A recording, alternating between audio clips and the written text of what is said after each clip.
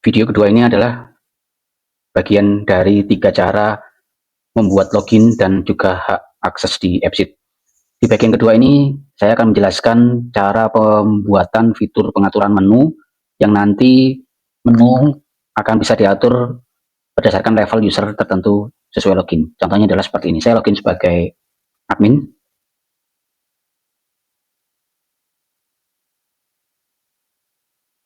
Oke, role saya adalah admin.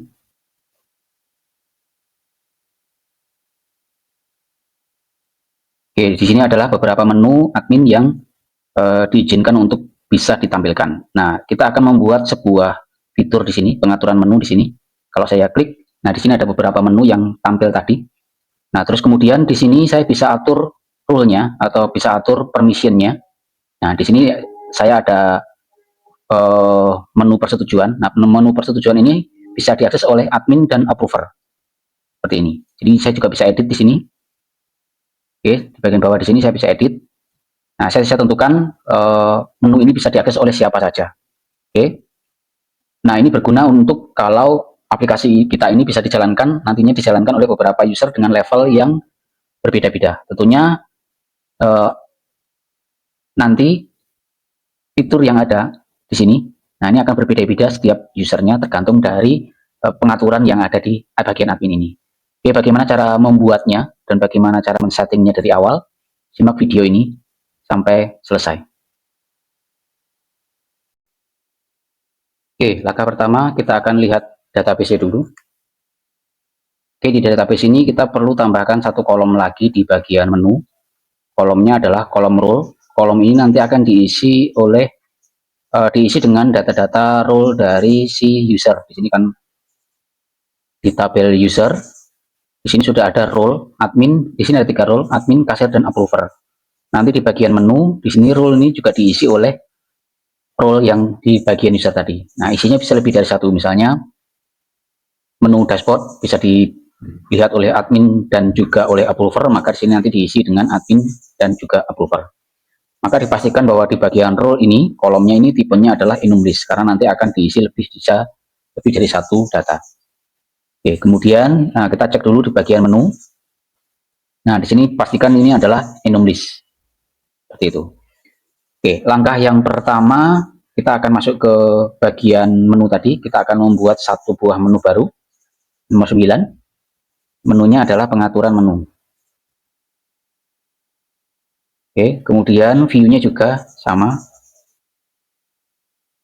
View ini nanti akan kita samakan dengan nama view ya, nama view kita ya.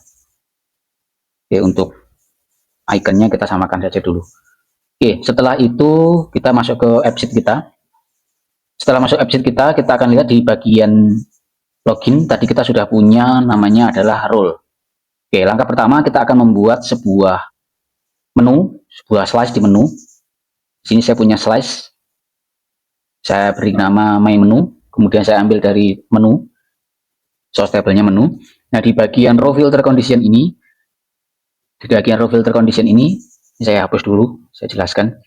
Di bagian row filter condition ini, kita akan membuat filter atau validasi bahwa menu yang tampil itu adalah menu yang sesuai dengan role dari user yang login tadi. Maka kita harus pastikan bahwa si menu dari role ini dia ada di dalam user setting tadi ya. Oke, berarti kita perlu ada formula in di sini. Nah, formula in ini kita isi dengan user setting kita. Tadi kita sudah punya role tadi. Oke, nah kita akan lihat role ini di dalam kolom role yang ada di menu tadi. Oke, di menu tadi kita ada punya role di sini. Oke, dengan seperti ini maka menu yang tampil itu dipastikan bahwa menu yang ada di role user yang di login tadi. Seperti ini. Oke, kemudian kita akan lihat untuk yang bagian menu tadi di sini. Di pengaturan menu ini kita berikan satu role untuk yang admin dulu biar dia terlihat di aplikasi kita. Oke, kita save dulu.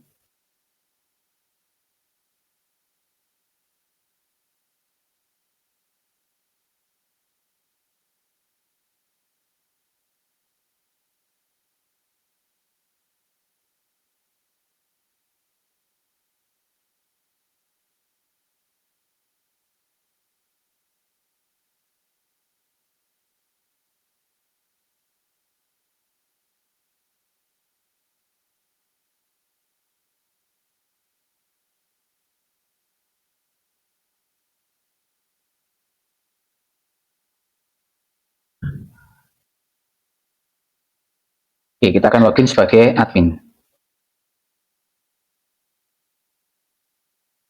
Oke, setelah login sebagai admin, tentunya nanti menu yang muncul adalah menu pengaturan menu tadi ya. Menu-menu yang lain belum akan muncul. Oke, sini ya. Oke, kita akan membuat pengaturan menu ini. Pengaturan menu ini kita klik, dia akan memanggil view pengaturan menu. Jadi sebelumnya kita harus membuat pengaturan menu, view pengaturan menu, kemudian for this datanya kita ambil dari menu. Oke, kita klik. Nah, di sini ada dashboard. Oke, di dalam dashboard ini kita klik, kita edit. Setelah kita edit, nah kemudian di bagian role-nya tadi, bagian role tadi, yang enum list tadi, nah kita bisa pilih lebih dari satu. Misalnya admin, approver, dan kasir itu bisa lihat seperti ini ya. Oke, kemudian kita save. Oke, terus kemudian kita input pengeluaran. Nah, input pengeluaran ini contohnya kita bisa input pengeluaran ini bisa dilakukan oleh admin dan juga kasir gitu ya. Role-nya ini admin dan juga kasir. Oke, kita save. Nah, coba kalau kita lihat, nah di sini sudah ada 3 buah menu. Oke, kalau tadi saya sebagai kasir, saya login sebagai kasir, tadi kan baru ada 1 menu ya, kita log out, terus kemudian kita login sebagai kasir.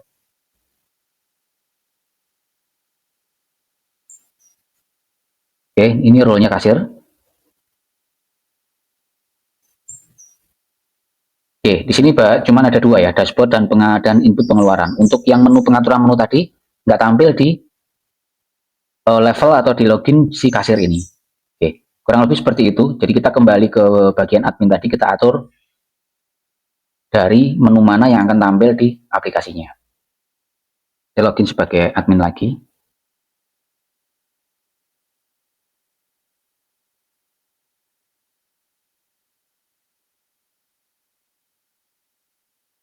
Oke, di sini ada pengaturan menu tadi. Di pengaturan menu, di sini ada daftar pengeluaran. Daftar pengeluaran ini yang bisa lihat adalah kita bisa tentukan masing-masing dari setiap menunya.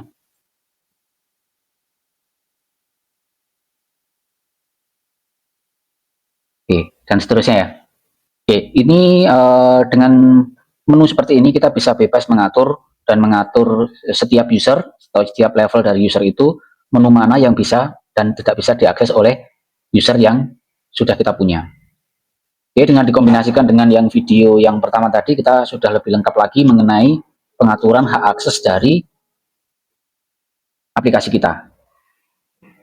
Oke, di sini ada persetujuan, kita atur persetujuan itu ini. Oke, dan seterusnya. Baik, itu video yang kedua. Simak juga video yang ketiga mengenai cara mengatur hak akses dari proses, kemudian data, dan juga view-nya. Oke, terima kasih. Sampai ketemu di video selanjutnya.